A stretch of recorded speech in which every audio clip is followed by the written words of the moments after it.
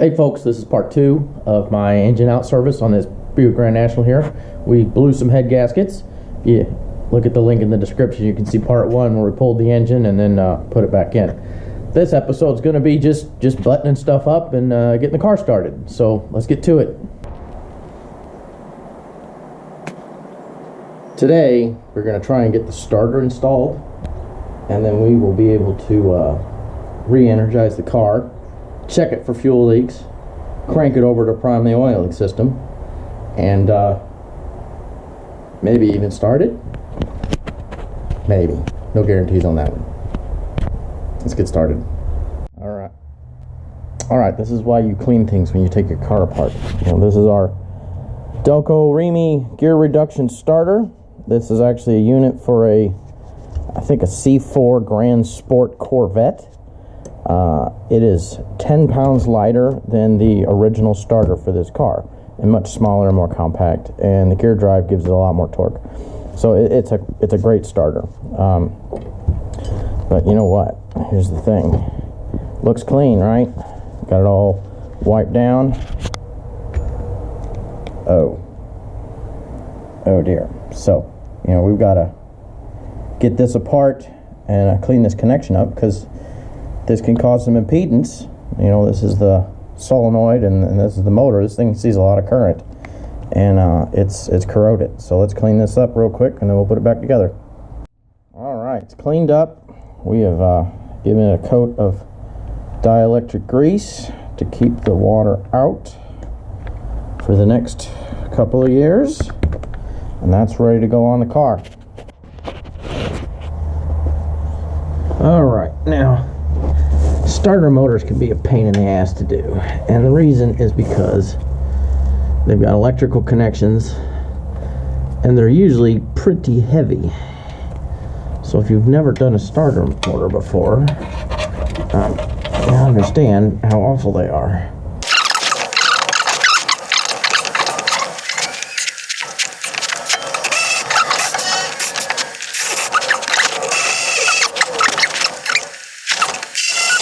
Torque that in a second. Next, we got to do the wiring. All right, so we got this guy is a little.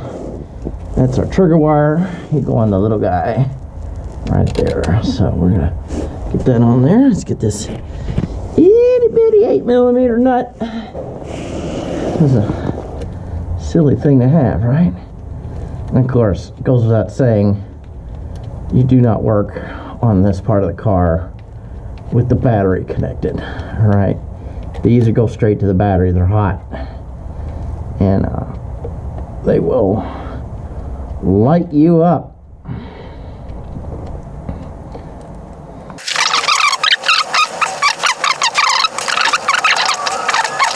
So working on these cars from the mid-80s before, anybody might explain why us G-body guys are a little weird. This car's half metric and half SAE, right? So it is quite a thing to behold and to deal with, because you need all a bazillion tools. It's not like a Honda. You can take a Honda together with a 10mm. I think you need a 27mm to get the tuck all the wires in to get the wheels off. The axle's out. Okay, now this is an important test. We've got the battery installed. We're now going to energize the fuel pump and see if the fuel lines leak. So go ahead and attach this here. Alright, it is running. We've got 46 pounds of pressure in the lines. Looking at the return, I don't see any drips. I've got no drips on the feed. That's excellent. So that's really good news. That is really good news. And now what we're going to do now is, well, got it. That's actually, the pressure's too high. Interesting. That was expected, actually. We've got increased flow through that new fitting on the other side. So what we're going to do is let's get some tools. because we need to adjust that regulator down, because we need to be at 43.5 pounds of pressure, not 46. So that's not it. That's not it. So it's not a metric. Like I said, pain in the ass in this car. Half metric, half not metric. So let's go over here. We're gonna leave that. That pump's just running, and then this side. Probably not this one. Nope. It's the next one up. That one's too big, so it's the one that's missing, of course, naturally. Let's see. Oh, there it is. There we go. All right. That's the one. All right, we're gonna loosen this jam nut. That's not a half. That's 7/16.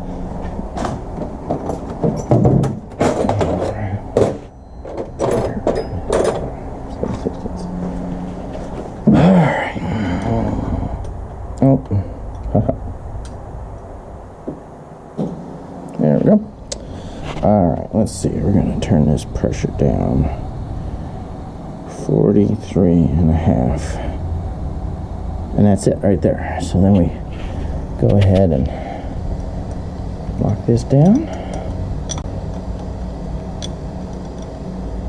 Alright. Doesn't turn. Still at 43.5. We're good to go on fuel pressure. Yeehaw.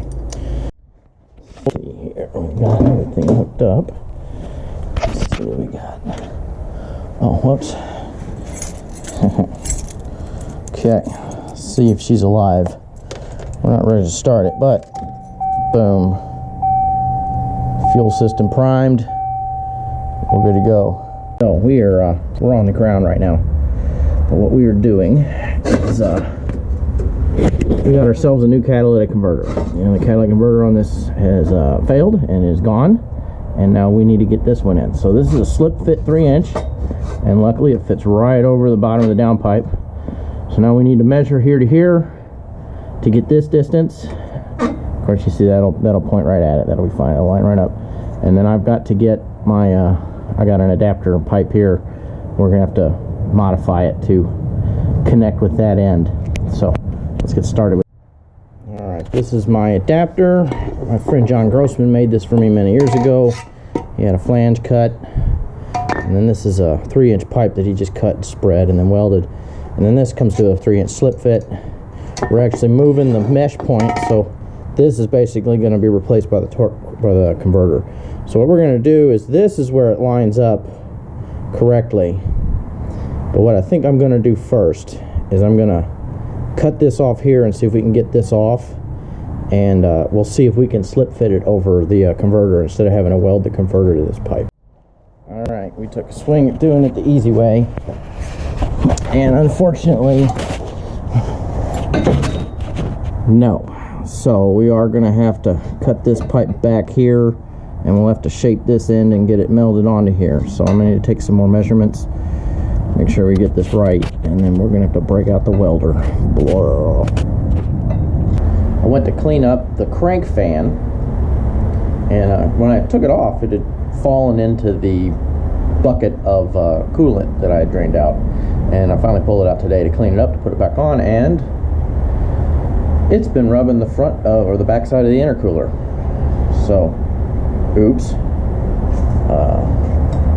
We go look at the intercooler, you can actually see where it's been rubbing. Now luckily, no damage to the intercooler, but when the intercooler goes back in, I'm going to have to figure out a stronger way to mount it, because it can't move around. We can't have that happening. Alright, we are now going to put the turbocharger back on the car. We got our thingamabobber adapter doohickey coated and installed. We're waiting on clamps, but that's lined up enough. We need to get it bolted up top here before we clamp it down there. So it's time to put the turbocharger on. And what do we do with turbocharger stuff, right?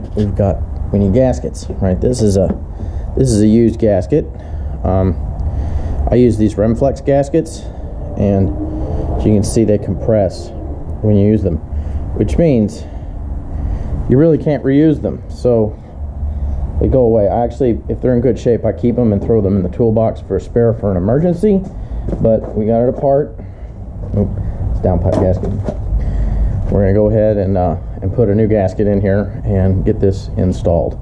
The other thing we need is our res bond, which is in here. Here it is. 2 little tubes of it. And so we got, this is the special anti-seize you got to use for, it's anti-seize / thread rocker that's used with nickel. So we will use that stuff. Let's get moving.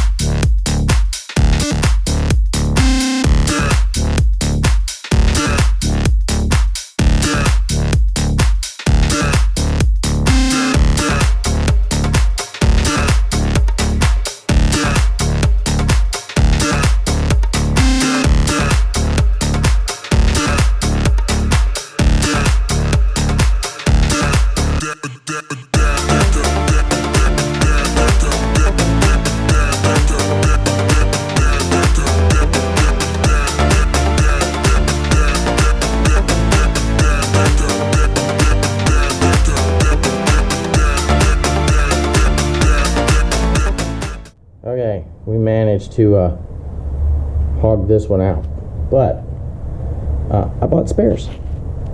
So I go over here and I look around here. I got, that was too short. Let's see here. This is it right here.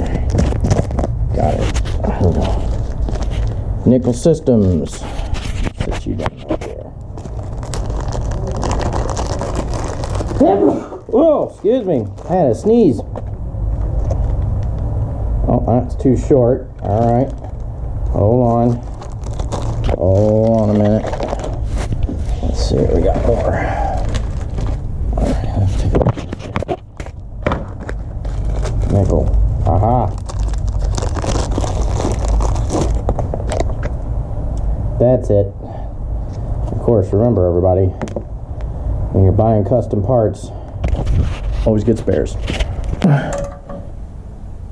Alright, now I think you can see we've got just a great amount of daylight between that fan and this intercooler, so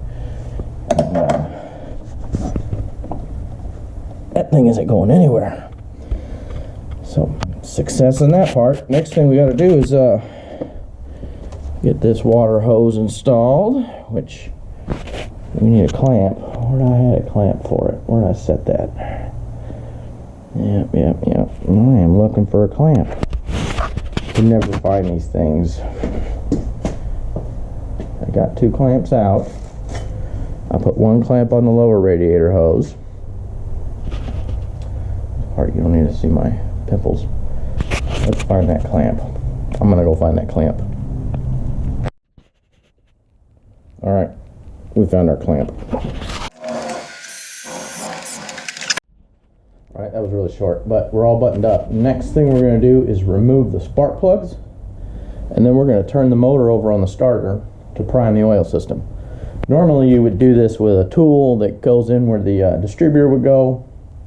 This car doesn't have a distributor. It's got a cam sensor, cam angle sensor, cam position sensor, and pulling it out to do the priming the old-fashioned way is a giant pain in the butt. So we're going to just take the plugs out so it'll spin faster, pull the fuse on the fuel pump, and crank it over until we see some pressure, and then we'll be ready to try and start it. Okay, we're gonna spin this around and see if we get any oil pressure. I got a good eye on the thing. Let's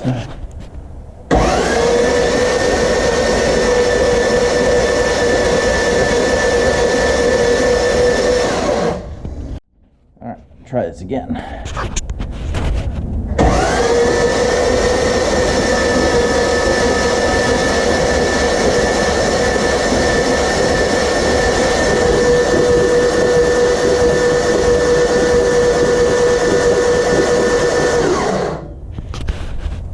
That's oil pressure. We're in good shape. Let's go put these plugs back in and fill it with coolant and see if it'll start. 6.5 hours later. It still isn't starting. We've drugged the battery down below 10 volts, cranking it to test, and below 10 volts the coils won't fire. So we're gonna have to wait for the charger to drag the battery back up and brainstorm some stuff. It seems to be ignition and timing related. We've double and triple checked the cam sensor. It seems to be doing its job. I'm getting the correct cam angle in the software. We'll let the battery get fully charged and we'll try again.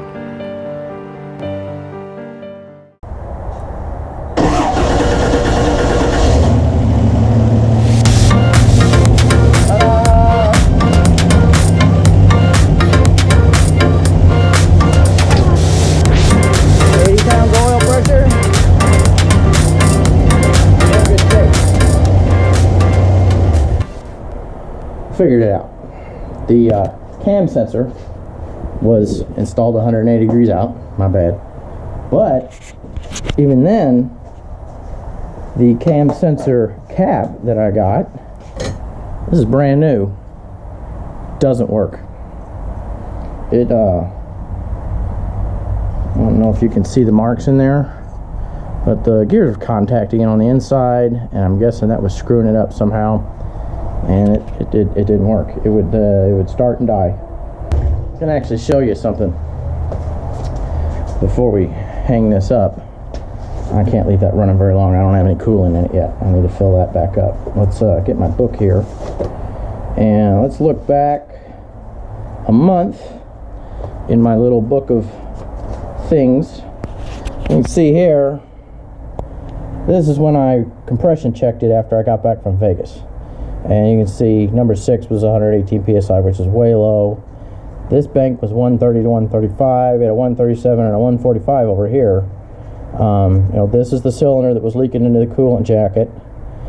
This is the one that blew that rivet out of the middle, and you can see from the number, you know, it's much higher than everybody else. So, you know, it sat back down and resealed that cylinder.